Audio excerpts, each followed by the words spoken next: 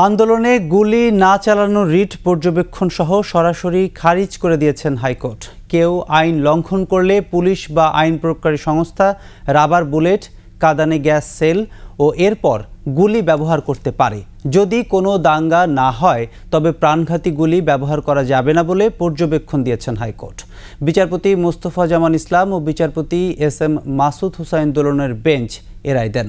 বিস্তারিত শাকের আরজুর রিপোর্টে। আন্দোলনকারীদের উপর গুলি না চালাতে এবং বৈষম্য বিরোধী ছাত্র আন্দোলনের ৬ সমন্বয়কে মুক্তির নির্দেশনা চেয়ে গত ২৯ জুলাই রিট করেন সুপ্রিম কোর্টের ২ আইনজীবী।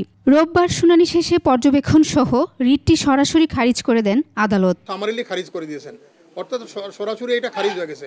তবে আদালত কয়েকটি নির্দেশন অবজারভেশন দিয়েছেন, নট নির্দেশনা, ওনাদের পর্যবেক্ষণ যেটা করছেন সেটা আদালত বলছেন যে আইন যেটা আছে আমাদের দেশে সেই আইন অনুযায়ী বা সংবিধান অনুযায়ী প্রত্যেক নাগরিকের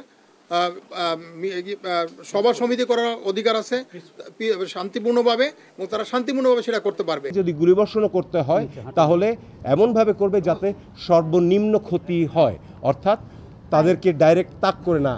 রায়ের পর রাষ্ট্রের প্রধান আইন কর্মকর্তা বলেন, এক দফা দাবির উদ্দেশ্য বাস্তবায়ন করতেই রিটকারীরা আদালতে এসেছে। তবে রিটকারী আইনজীবীরা বলছেন আন্দোলন বিষয়ে তাদের কোনো মন্তব্য নেই আদালতের কাছে। রাজনৈতিক বক্তব্য সেটাকে আমরা আদালতে দিব না, ওনাদের উদ্দেশ্যটা আমাদের জানাতে হবে না। আমরা আদালতকে জানিয়েছি যে ওনাদের উদ্দেশ্যটা হচ্ছে এক দফার আন্দোলন, একজন বলছেন, আরেকজন বলছেন তুমি কবে বাংলা তুমি কবে যাবা।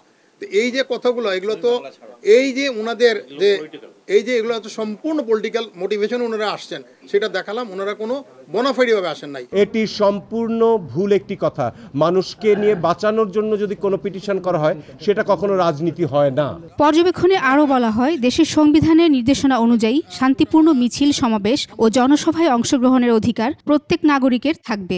অর্থাৎ এখানে যেগুলো আছে যে তারা লেথাল আর্মস, তারা ফায়ার আর্মস এগুলো ইউজ করতে পারবে যদি প্রয়োজন হয়।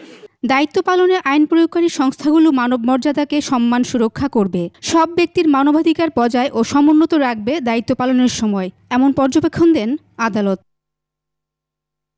শাকেরা আরজু, ২১ টেলিভিশন, ঢাকা।